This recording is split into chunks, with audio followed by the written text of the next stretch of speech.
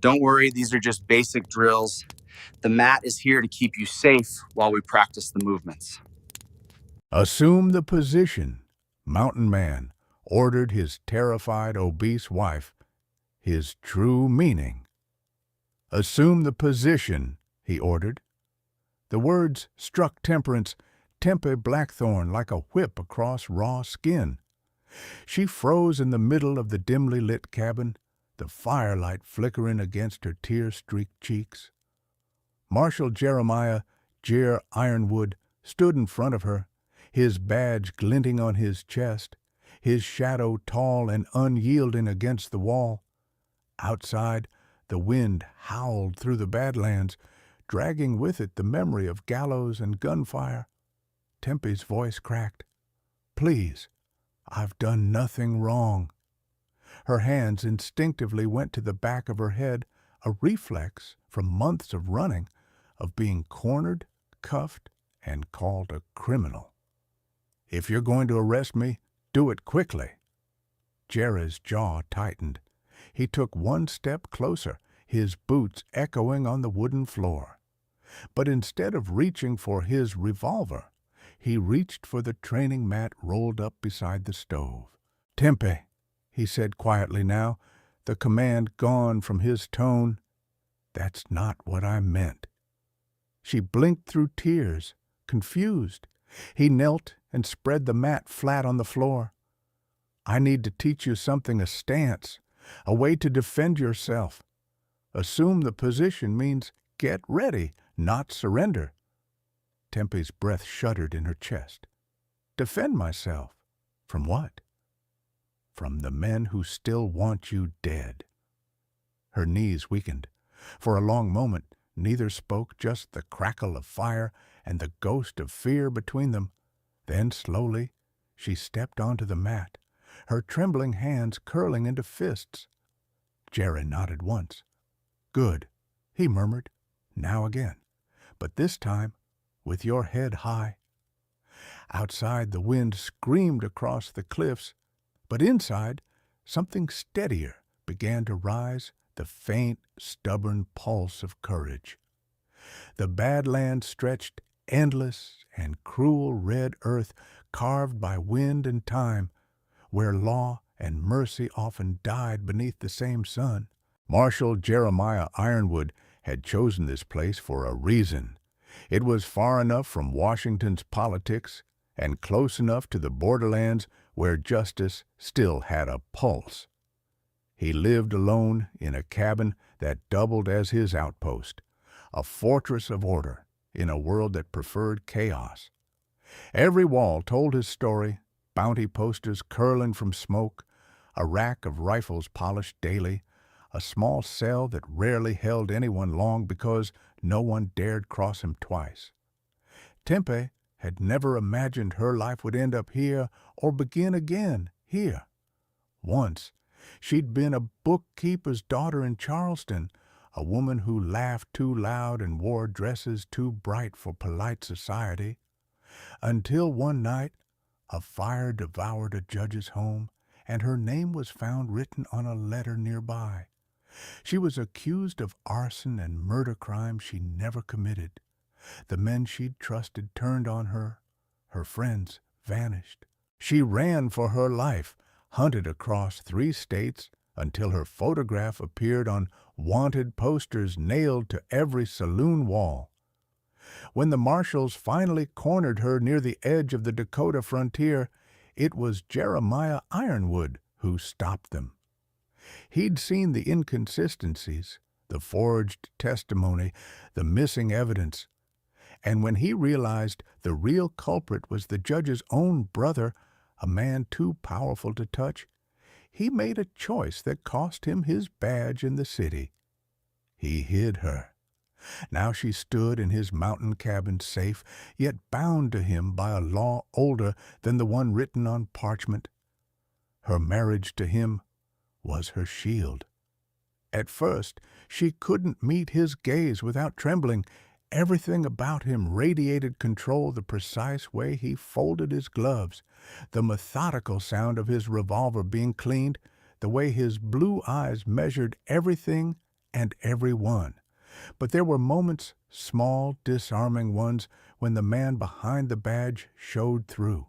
When she awoke from a nightmare of nooses and torches, he was already there with a lantern and a glass of water. When she dropped a pot from shaking hands, he said nothing, just picked it up and handed it back. Still, she didn't understand him. One evening, while he filled out reports by lamplight, she asked, "Why did you bring me here, Marshal? You could have left me to hang. It would have been easier." He didn't look up from his papers. "Because I don't like watching innocent people die." "That simple?" she whispered. He finally raised his eyes, and for a moment she saw the weight behind them, years of chasing evil and watching the system protect it.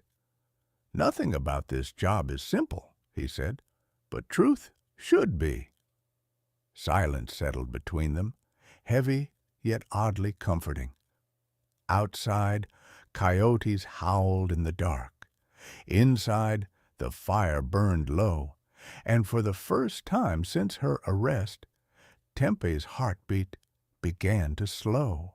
She still didn't trust the world, but maybe she could trust the man who stood between her and it. The days in the Badlands began before dawn. The air at sunrise was thin and cold, sharp enough to sting the lungs, but Jeremiah always insisted training start early. "A fight won at dawn saves a burial at dusk," he'd say. Tempe hated the mornings at first. The weight of her own body, once soft and comfortable, now felt like an anchor pulling her down. She stumbled, fell, cursed under her breath, but Jared never scolded her. He simply said, "Again," in that calm, measured tone of his. Each day began the same way. She'd step onto the training mat he'd rolled out in the main room. He'd nod once and say, "Assume the position." And every time, her heart still jumped until his next words followed. "Feet apart, knees loose, shoulders down. Don't shrink yourself, that's what fear wants." He guided her posture with the lightest touch on her arms or back, always careful, always professional. The first time she didn't flinch under his hands, he noticed and said nothing, but his eyes softened just a little. The lessons went beyond stances and strikes. He taught her how to read a man's eyes, how to sense danger before it spoke, how to use her weight not as shame, but as force. "You're stronger than you think," he said once, after she'd thrown him off balance for the first time. "You just don't believe it yet." At night, she would collapse by the hearth, muscles trembling, while he sat at the desk, writing reports under the lamplight. She thought he didn't notice her exhaustion until she woke one morning to find her gloves mended, her boots polished, and breakfast already cooking. "You didn't have to," she began. "I know," he interrupted, stirring the pan, "but I wanted to." She didn't know what to do with that kindness. When she wasn't training, she watched him work the marshal in solitude. He tracked fugitives through letters and maps, collected witness statements, and read files by the light of a single lamp. He had a mind that dissected everything ruthless in precision, but strangely poetic in silence. One afternoon, while she swept the porch, she saw him standing on the ridge overlooking the plains, hat in hand. He looked like a man carved from the land itself, steady, scarred, and lonely. "You miss it, don't you?" she asked when she joined him. "The law?" he said without looking at her. "No, people." He let out a slow breath. "People make laws easy to break. Out here, it's just survival." She studied him for a long moment, then said quietly, "Then maybe it's time someone reminded you what you're fighting for." He turned to her, really looked at her, and in that moment, she didn't see the marshal. She saw a man who'd been running from something too, From that day, their mornings changed. Training became less about obedience and more about rhythm. She began anticipating his movements, countering them, sometimes even surprising him. When she laughed a real, unguarded laugh, it startled them both. But what startled him most was realizing how much he needed that sound. One morning, as she practiced her strikes, he caught her wrist, mid-motion. "Not like that," he said, stepping closer. "You're pulling back before the follow-through. Fear wastes strength." She looked up at him, breathless. "And what if I'm not afraid anymore?" For the first time, he smiled a small, reluctant smile that almost undid her. "Then, Miss Blackthorn, God help anyone who tries to hurt you."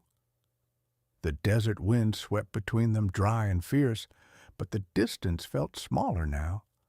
For the first time since their forced union, Tempe no longer felt like a fugitive or a debt repaid. She felt like a partner in the making, someone learning not only how to survive, but how to stand beside a man who lived his life by duty and who, against his will, was beginning to feel something dangerously close to love. By late autumn, the mountain cabin had settled into its rhythm, two lives quietly orbiting each other. The wind outside howled through the canyons, scattering dust and snow, but inside the fire burned steady, crackling over the sound of boots, books, and breath.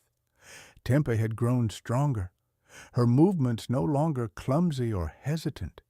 Her laughter, once brittle and wary, now rang through the small space like a melody Jeremiah didn't realize he'd missed. She'd taken over the kitchen, insisting the marshal's hardtack and coffee diet was a disgrace to civilization. "Lawmen die early," she scolded one morning, stirring stew over the fire. "Probably because none of them eat anything that's not boiled beyond recognition." He leaned against the doorway, arms folded, the faintest curve at the corner of his mouth. "I've survived 37 years without your culinary lectures." "And yet," she said, handing him a bowl, "here you are, alive because of me." He took it, tasted it, and after a long pause said, "Not bad, Mrs. Ironwood." It was the first time he'd called her that, not as a shield or a title, but as something quietly real. She tried not to blush, but the warmth that spread through her chest had nothing to do with the fire. Their days filled with small, ordinary things that carried extraordinary weight. She patched his torn coat. He built her a bookcase from reclaimed oak. They read in the evenings she allowed from dusty detective novels, he from case files and witness statements. Sometimes he corrected her pronunciation, and she'd swat him with a grin. "You're the only man I know who reads criminal reports for leisure," she teased. "It's not leisure," he said without looking up. "It's insurance." "For what?" "For remembering what monsters look like." She didn't argue. She had seen her share of the men who smiled while condemning her, men who'd said her name like a curse. But Jeremiah wasn't like them. He was hard, yes, but his hardness was born from protection, not pride. At night, when she woke trembling from dreams of ropes and flames, he would sit beside her bed without a word. Sometimes he'd light the lantern. Sometimes he'd just stay in the dark, a solid presence between her and the shadows. "One night," she whispered, "you don't have to keep doing this." His voice came low and even. "I don't do what I don't want to." That simple truth struck something deep in her, the realization that he wasn't just guarding her life anymore, he was guarding her peace. As winter crept in, he started training her in marksmanship. Her hands shook the first time she held his revolver. "Breathe through the fear," he said, adjusting her grip. Don't fight the weight. Use it. She aimed, fired, and missed by a mile. He smiled faintly. Remind me to never give you a warning shot. She glared playfully. Maybe I just didn't want to hurt your pride. By the fifth lesson, she hit the tin can dead center. Jeremiah didn't cheer, but he didn't need to. His proud silence said more than words ever could. In the quiet hours after, he repaired saddles while she wrote in an old leather journal he'd given her. They didn't talk about what had happened before the trial, the false accusations, the mob. Some things didn't need words. But slowly, a new story began to write itself between them, one built not from fear or duty, but from respect. One evening, as snow began to fall outside, Tempe sat by the fire reading aloud when she noticed him watching her, not the way a lawman studies a suspect, but the way a lonely man studies light. "What?" she asked softly. He shook his head, almost embarrassed. "I was just thinking, this place was too quiet before you." She smiled. "I'll take that as a compliment." "It was," he said, voice low. Silence followed the kind that didn't need to be filled. Outside, the snow fell thicker. Inside, two hearts, once scarred by law and loss, found a rhythm that matched the crackle of the fire. The marshal had saved her life once. Now, without meaning to, she was saving his. By the time spring thawed the snow on the ridges, the mountain cabin had become more than a refuge, it had become home. Tempe found comfort in the rhythm of days, the smell of coffee before dawn, the echo of Jerry's boots on the porch, the warmth of the fire that never truly went out. For a little while, she almost believed peace could last. But peace, she would learn, is a fragile thing, especially for a lawman with unfinished wars. It began with the letter. A rider brought it one morning.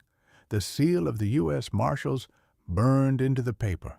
Jerry read it in silence, the muscles in his jaw tightening with each line.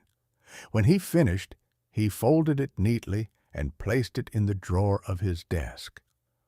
"What is it?" Tempe asked, drying her hands on her apron. "Nothing that concerns you." His tone was too calm, the kind of calm that hides a storm.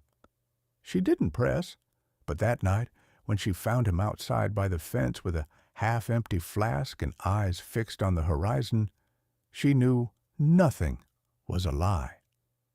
"They're reopening your case, aren't they?" she said quietly. He turned, startled. "The one from the city," she continued, "the one that made you leave." His silence was all the confirmation she needed.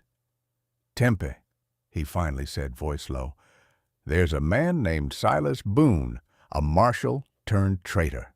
Sold evidence, let murderers walk free. I exposed him, and in return he swore he'd destroy everything I cared about. And now he's found us." Jerry nodded. "The letter said he's been spotted heading north. He's not coming for me, he's coming for you. You're the proof I defied orders to protect." Tempe's blood ran cold. "Then we leave. Tonight." He shook his head. "No, we stand." The old steel edge was back in his voice, the same tone that once terrified her, now anchoring her. "You're not a fugitive anymore," he said. "You're a fighter, and I won't have you running again." The following days were filled with quiet preparation. Jerry reinforced the cabin doors, oiled the rifles, and set tripwires along the trail. Tempe helped without question. She trained harder than ever, her movements sharp and precise. Every bruise became a promise she would not be helpless again. But beneath the discipline, fear crept in.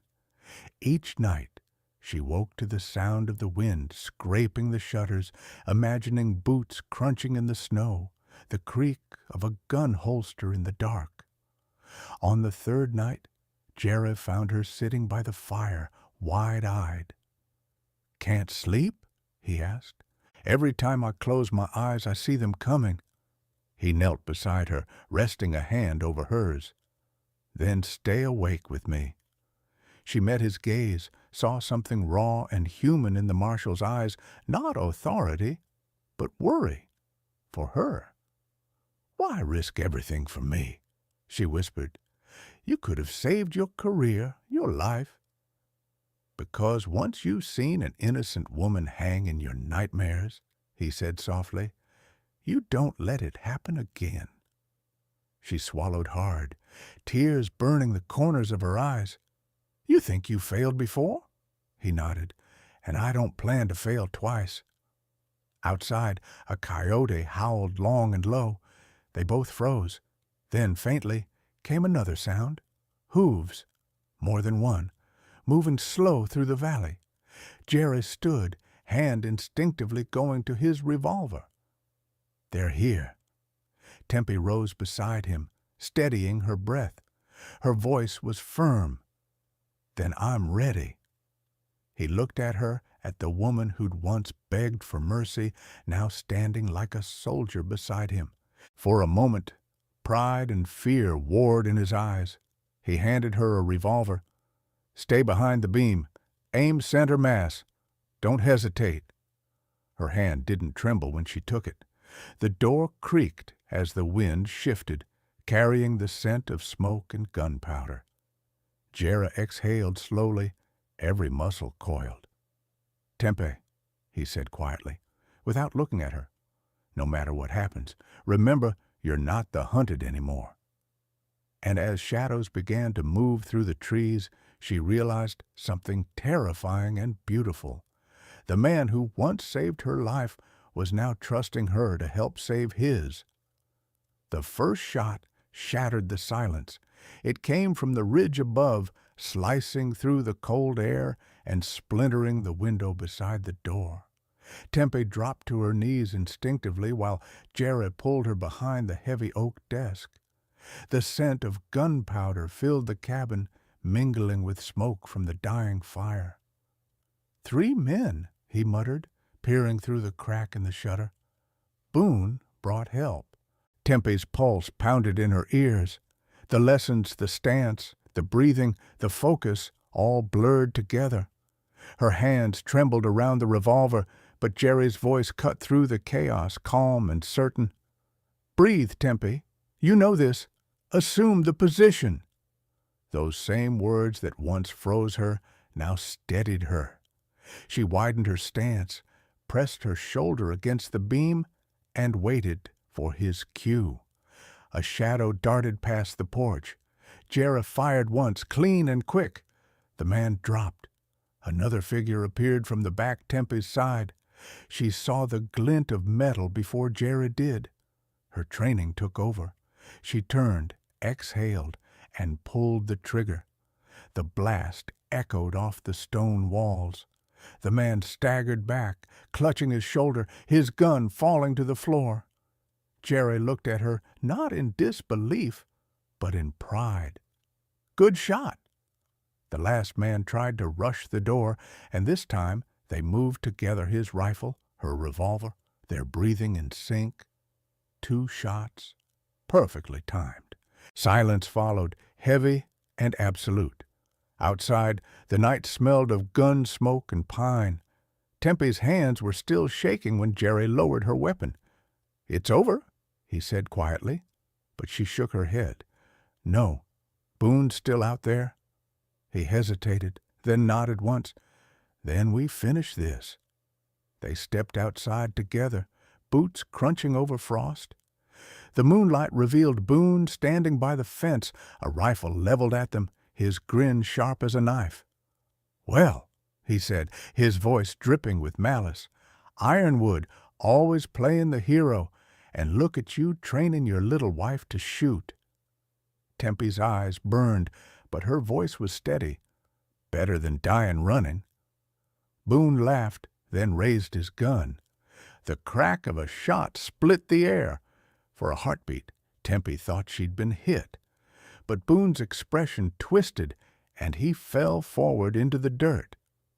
Jerry lowered his rifle, smoke curling from the barrel. He exhaled, slow and deep, the fight draining from his shoulders.